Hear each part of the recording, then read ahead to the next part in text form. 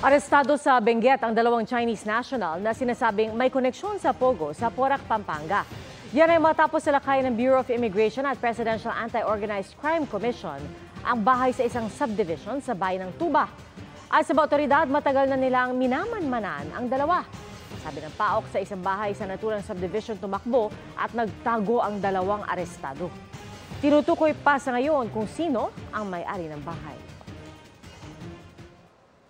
Yung isa po sa kanila has a working visa but kinoconsider po natin siya as ma-harbor ng illegal alien. Yung kasama niya po na isang Chinese national naman ay wala pong makikita na kaukulang dokumento. Sila po ay haharap ng deportation charge sa Bureau of Immigration po at titingnan po natin kung may mga pending cases pa po sila dito sa Pilipinas.